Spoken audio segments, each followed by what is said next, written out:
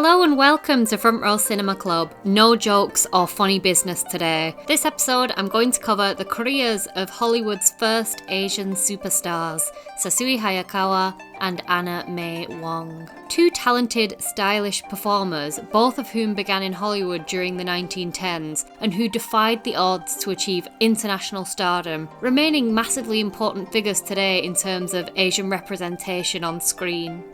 Let's get started. Sessue Hayakawa was born Hayakawa Kintaro in 1886 in Chiba Prefecture, Japan. As a boy, he dreamed of overseas travel and studied the English language. It was his family's wish for him to enter into the Navy, but after rupturing his eardrum in a diving accident, this proved impossible. His father was deeply ashamed of him after this incident, causing Hayakawa to attempt suicide in the form of harakiri, that is, slitting his own stomach open with a sword. Thankfully, Hayakawa was stopped before he could complete the ritual, though he did manage to stab himself over 30 times. After recovering from his injuries, he travelled to America with the intention of attending the University of Chicago. Whether or not he did attend is up for debate. The university claims there are no records of Hayakawa attending, though he claimed to have graduated in 1912. Whilst visiting Los Angeles, he got involved in Japanese theatre, fell in love with the actress Tsuru Aoki, and was spotted by director Thomas Ince. In 1914, Hayakawa and Aoki were married and starred together in The Wrath of the Gods. Hayakawa accepted a contract with famous players Lasky, which produced such hit movies as The Ten Commandments, It, and Wings. It was with famous players Lasky that Sessue Hayakawa gave his most acclaimed silent performance as the sadistic Hishiru Tori in The Cheat, 1915. Fanny Ward plays a stockbroker's wife who, after finding herself in financial trouble, borrows money from Sessue's character. Sessue expects sexual favours in return for this loan.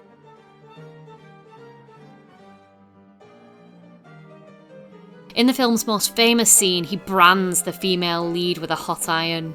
The Cheat cemented Hayakawa as a smouldering sex symbol. Able to cross the racial divide, his main fan base consisted of white women, and he was soon making upwards of $3,500 a week, an astronomical sum that put him on the level of top stars. His salary would only increase as he continued to be cast in brooding romantic roles. The Cheat was a double-edged sword, however, as Japanese communities in America, and many Japanese back home, denounced Hayakawa's portrayal of a dastardly, unfeeling man as harmful to the Asian community. Hayakawa's career suffered after the introduction of the talkies, as he was unable to rid himself of his strong Japanese accent.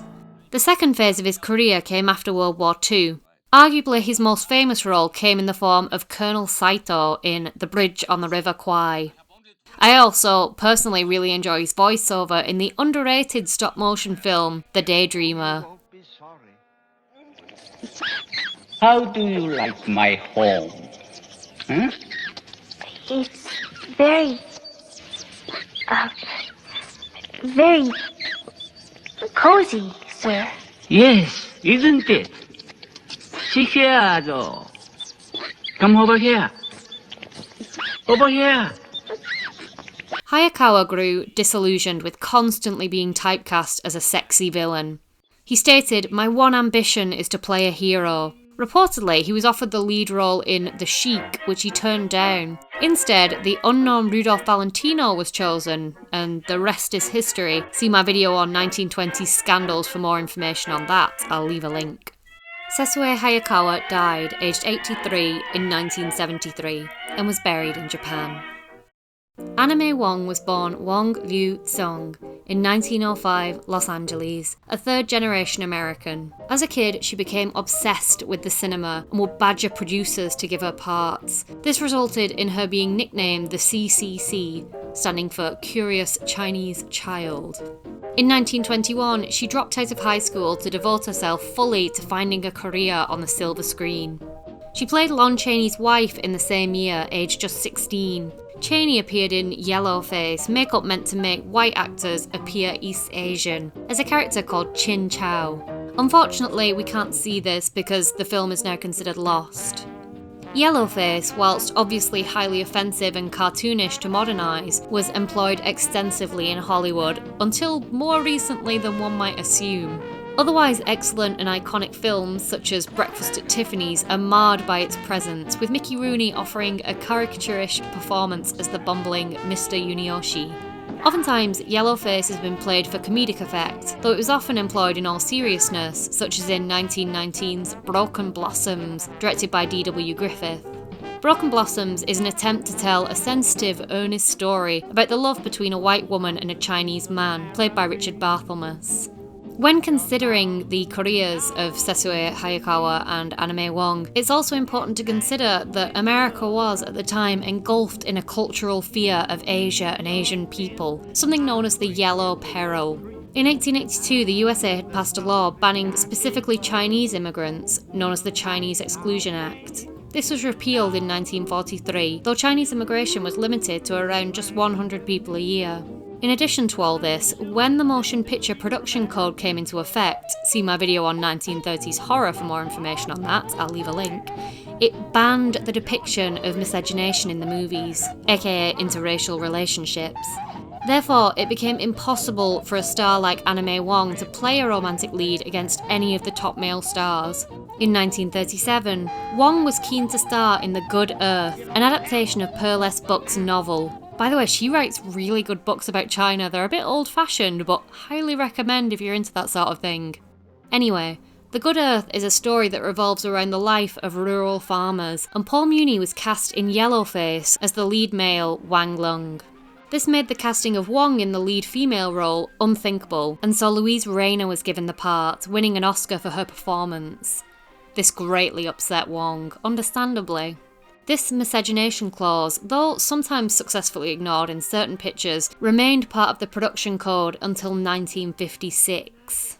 You can imagine the toll this would have on any potential Asian or Asian American actors. In 1922, Wong starred in The Toll of the Sea, an early Technicolor. She was constantly offered roles that stereotyped her as a dragon lady or a Madame Butterfly type. She worked hard to present herself as stylish and worldly and adopted the flapper style, often being cited as one of the best-dressed women of the 1920s. In the latter part of the decade, tired of Hollywood, she travelled to Europe and made films in Germany and Britain, most notably 1929's Piccadilly.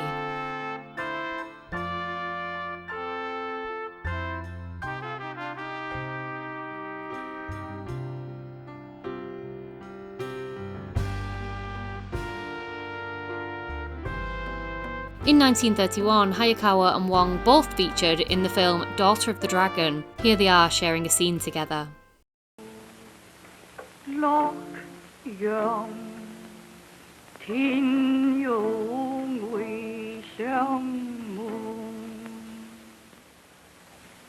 If we were always together, would not our key grow witty of everlasting beauty? No. In his paradise, he would grow fat as Buddha. If too fat, I should stop loving our key and only pray to him. Then lean in hunger for more and more of your beauty. In 1932, Wong starred with her friend, the glamorous Marlene Dietrich, in Shanghai Express. She married a seafaring man. He hasn't been home in 4 years, and she ain't been very cheerful. I have a boarding house in Shanghai. Yorkshire pudding is my specialty, and I only take the most respectable people. Don't you find respectable people terribly dull? I must confess I don't quite know the standard of respectability that you demand in your boarding house, Mrs. Haggerty. I've made a terrible mistake. As Hayakawa had been before her, she was criticised by her community for playing a fallen woman and reinforcing negative stereotypes around Asian women. Later in life, Wong developed a drinking problem. She died of a heart attack in 1961, aged 56. That'll just about do it for today's episode. I hope you found the stories of May Wong and Sessue Hayakawa interesting. I think they're both such fabulous and sexy performers, and I think Hayakawa in particular, considering his massive fame at the time, isn't remembered half as much as he should be. Little extra tidbit to throw in, May Wong was recently portrayed in the Netflix series Hollywood by Michelle Krusik, so I recommend checking that out if you're interested.